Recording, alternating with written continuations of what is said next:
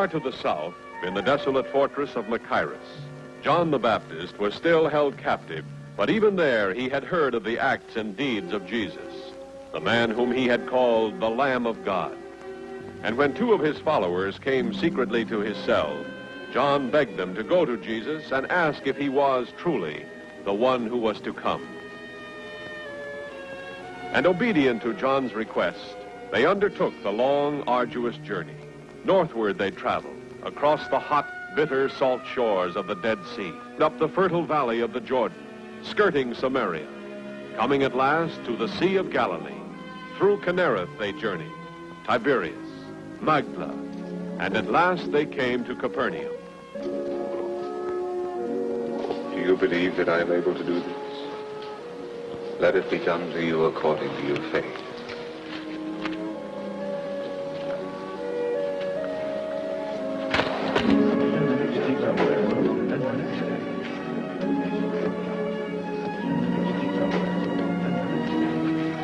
Rabbi, we come from the man, John the Baptist.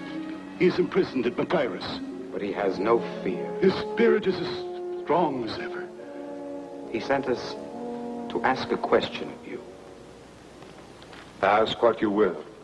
He said, seek out the Nazarene, and when you have found him, ask him this. Are you he who was to come, or shall we look for another? Go and tell John what you have seen and heard. The blind receive their sight. The lame walk. Lepers are cleansed and the deaf hear. The dead are raised up. And the poor have good news preached to them. And blessed is he who takes no offense at me. We will tell him, Master. Word for word, as you have told us.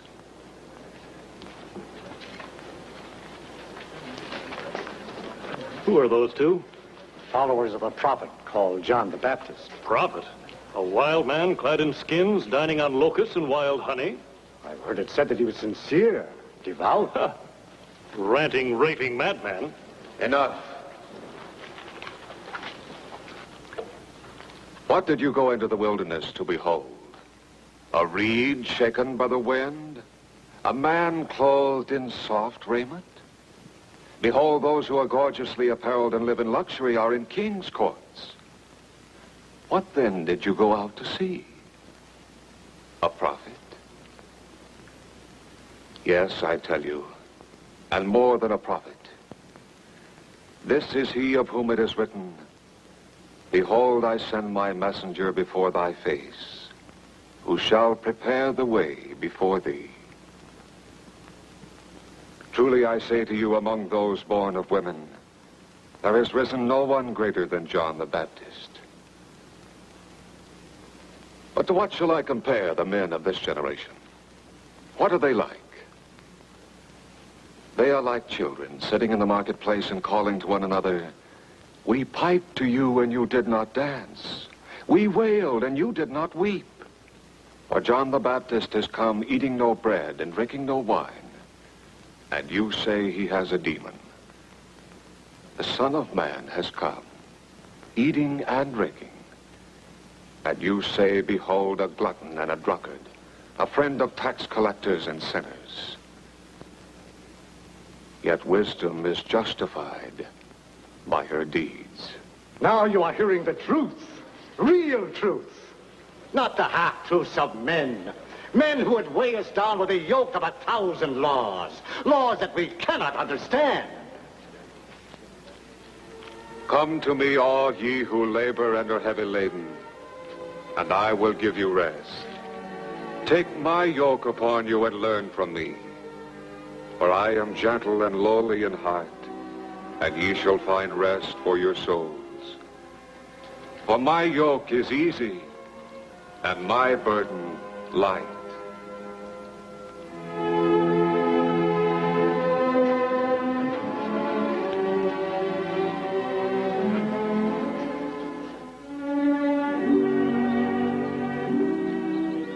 While the Master continued with his mission, his disciples, by two and two, were imparting his teachings to the people of Israel, Thaddeus and James the Less.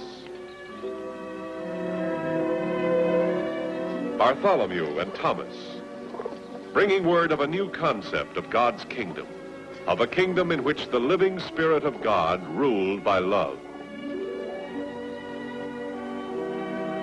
They spoke to men of every class and station, to the rich as well as to the poor, to the proud and to the humble, asking not the value of a man's purse, but the worth of his spirit. And the truths that Jesus had taught them, they taught to all who received them, explaining as the Master had explained, patient as he was patient with them, eager to share with all men the story of God's love as they had learned it from Jesus' lips. They were plain men, able to speak simply to plain people, the first missionaries of Jesus. They spoke on the streets and in the homes, in the language the humble understood.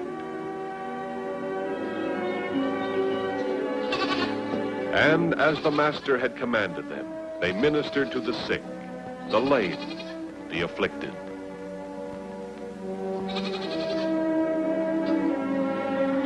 And that's the way my father taught me to make a splice. You never lose a net if you make a splice like that. All that you and Peter say sounds wonderful, Andrew. Too wonderful, I'm afraid.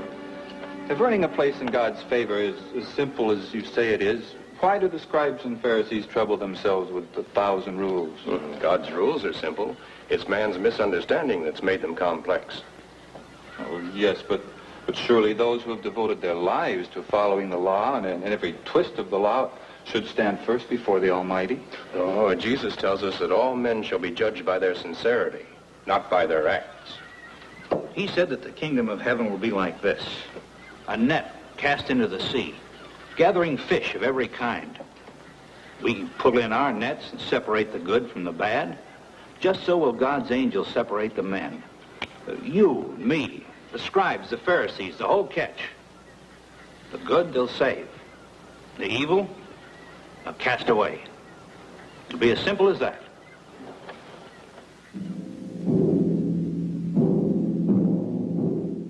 Far to the south, John the Baptist's messengers returned to the grim fortress of Machaerus on the desolate eastern shore of the Dead Sea.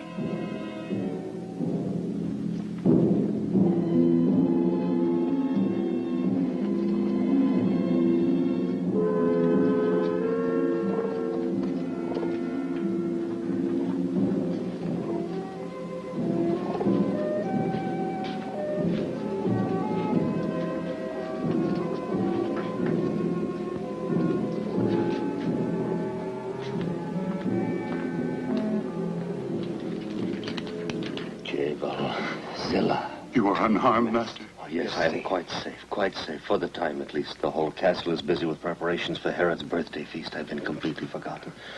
But now tell me, the Nazarene, did you find him? And what did he say? We saw him at Capernaum. With a great crowd around him. Some sick, some crippled, some blind. And others, scores of others, who follow him from town to town just to hear his voice. For the first wine, the Damascene. The light Damascene, spiced, of course. Then, I think, the red Bithynian. Then, with the roasted meats, that purple Cyprian. The Romans always love it. No, you fool. Put the incense up there, close to Claudius' chair. He adores the scent. This villa at Capua reeks of it. Well, what do you think? Have I neglected anything? Nothing trivial. Well, I should hope not. Every detail is important tonight. Not only will all my chiefs be here, but the senator from Rome as well. So you have said repeatedly. He is close to Tiberius, very close. If he speaks well of me when he returns to the capital... And do you think one banquet is going to keep him from telling him the truth? That your subjects jeer you, revile your name, threaten open revolt, and all because of one man? Oh, that again. Yes, again. And again and again until you destroy him. You. Put the table over there. That corner's blacker than a tomb. Every hour you let him live, the less the people fear you. Spare him another week, even another day. I have no time for it now. My guests are coming. I must see to 100 things. See to your crown, your kingdom. See what you're about to lose because you fear one man. I do not fear him. You fear his God. I must prepare for the senator. A God unable to release him from his chains, a God powerless to open the dungeon door. Oh, how Tiberius will laugh when the senator tells him that you fear one unarmed follower of such a God. Enough, silence.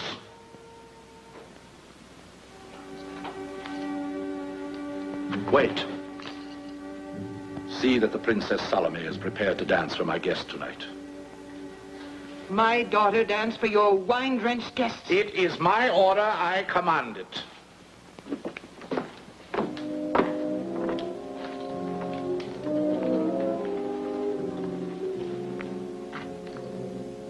Salome,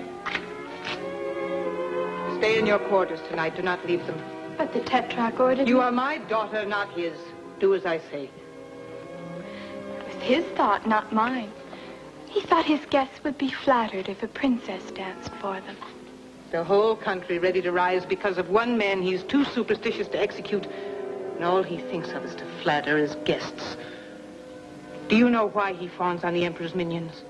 Because he counts on Roman legions and Roman interest to protect him. He is of the Herodian line, but we aren't, not you and I. But surely they would guard us. Guard us? Why, I would be the first one blamed. The woman the Baptist reviled as the symbol of wickedness. I'd be a scapegoat thrown to the mercy of the mobs, and you with me. No, Mother. Go to him. Plead with him. No. No, I've goaded him as far as I dare.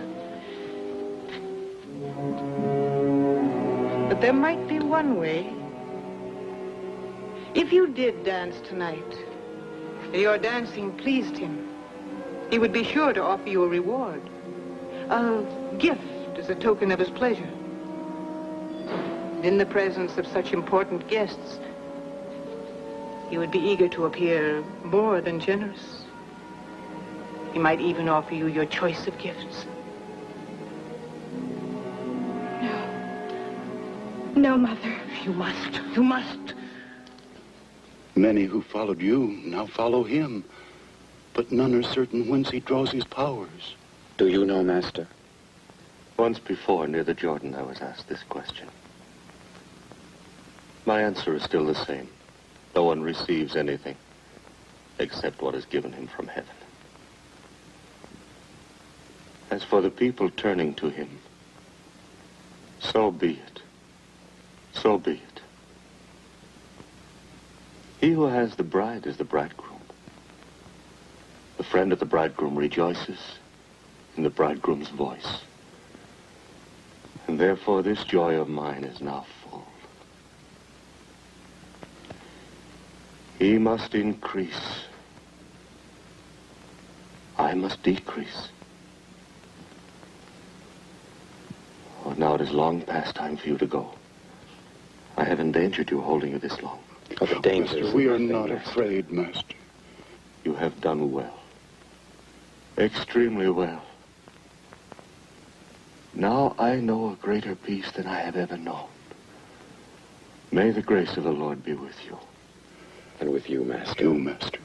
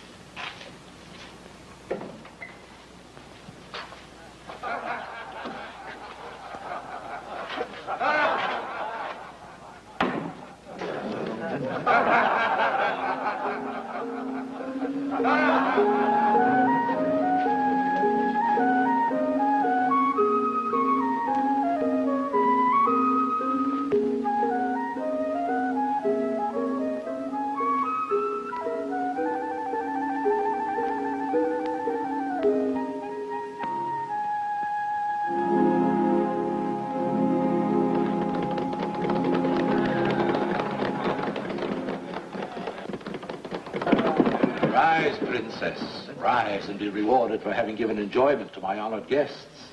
You have pleased us. Now it is my pleasure to please you. Name your reward. One worthy of a princess of the Herodian house.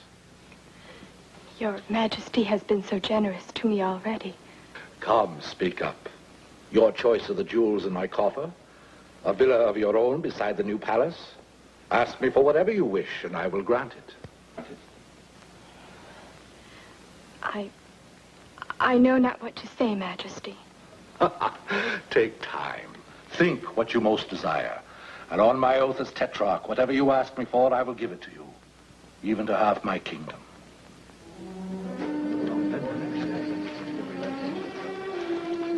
Go back. Demand his gift before he changes his mind.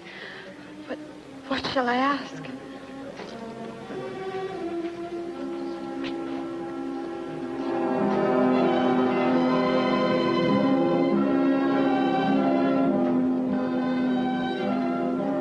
Yes, I am very fond of her, as if she were my own child.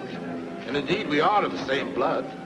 My half-brother Philip is her father, and we are both direct descendants of my father, Herod the Great. Aha!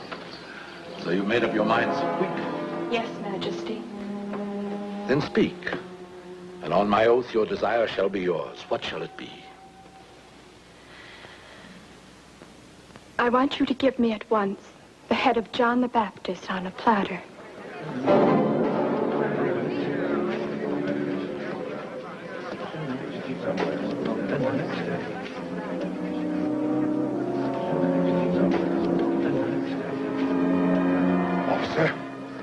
Officer of the guard. Put the prisoner John to death by the sword and bring his head to me.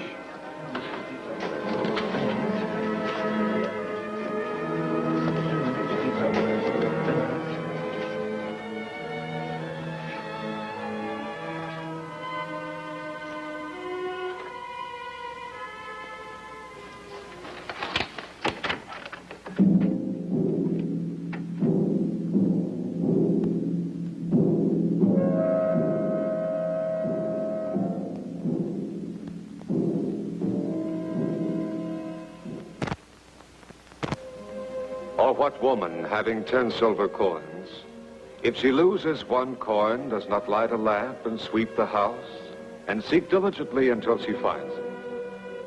And when she has found it, she calls together her friends and neighbors, saying, "Rejoice with me, for I have found the coin I lost." Even so, I tell you, there is great joy before the angels of God over one sinner who repents. Master, do you remember us? The men sent to me by John the Baptist. Yes, and welcome. We have come to be your followers, Master.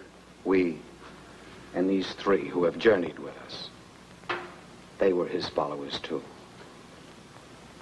Were? He was beheaded by order of Herod Antipas. We carried the body to a tomb. Now we would follow you.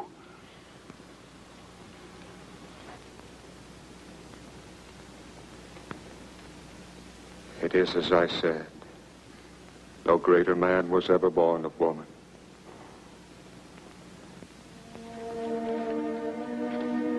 Their first missionary journeys completed, the 12 returned to Capernaum, where Jesus welcomed them.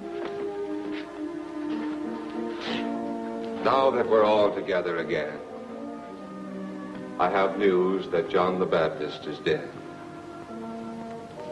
Truly I say to you, among those born of women, there has not risen a greater prophet than John the Baptist.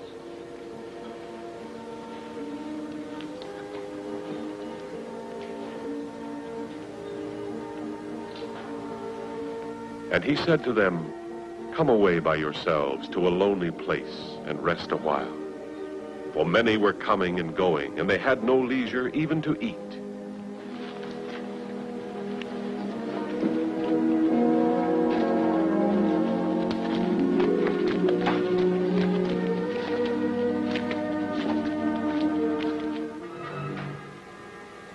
Reports of Jesus' fame were spreading throughout the land, even to the ears of Herod Antipas. The hour grows late, my lord. Have you an appointment with the dawn? I have no wish to sleep. No? I thought you'd be exhausted. You've slept so little the past weeks. Tossing, turning, muttering in your sleep. I've had bad dreams.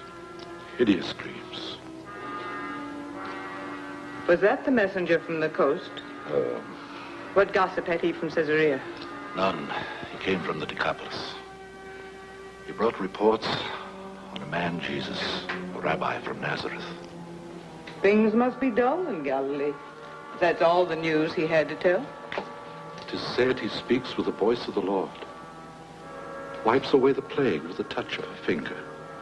Has authority over demons that possess the insane. Oh, really, my lord?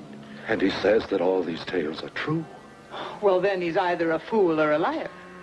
He is no fool, and he would not dare lie to me. The people think the man Jesus is a prophet reborn, Elijah walking the earth again. Or Jonah or Jeremiah. Samaritan folklore. Old wives' tales to frighten children. Perhaps. Yet he said another is coming. He said? Who said? The man whom I had killed. John they call the Baptist. Another shall come after me, he said, far mightier than I, with power and judgment of the Lord. John claimed he was sent by God. But his God could not save him from the executioner's sword. Surely that proves he was no holy messenger. And that the God whom he called Almighty had no power to... Enough. It may have been God's will that John should die. Why must you interpret everything as the will of John's God? The God of a conquered people, the God whom only the Jews worship. I am a Jew. My father was ruler of all Israel. But you are of the Idumean line, not Israelite. Raised in Greece and Rome, given a worldly knowledge, told of other gods. Why, the Egyptians have a score, the Greeks hundreds, the Romans thousands. If you must plead allegiance to a deity, why not one of them? Bow to another god. A different one? Why not?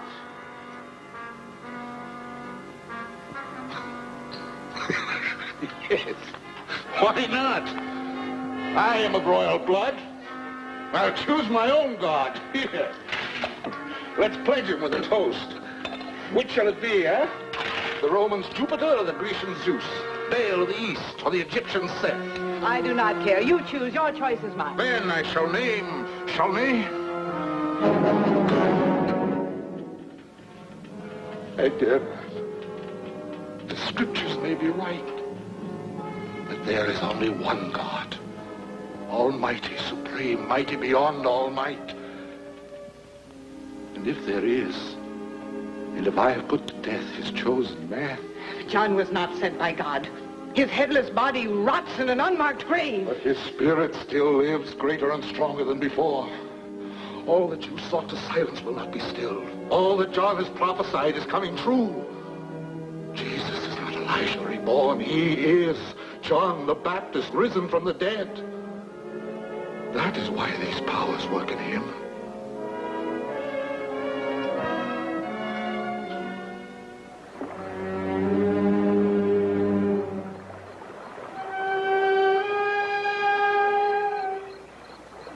During the days that Herod, fearful and haunted, trembled in his fortress, Jesus continued his earthly mission.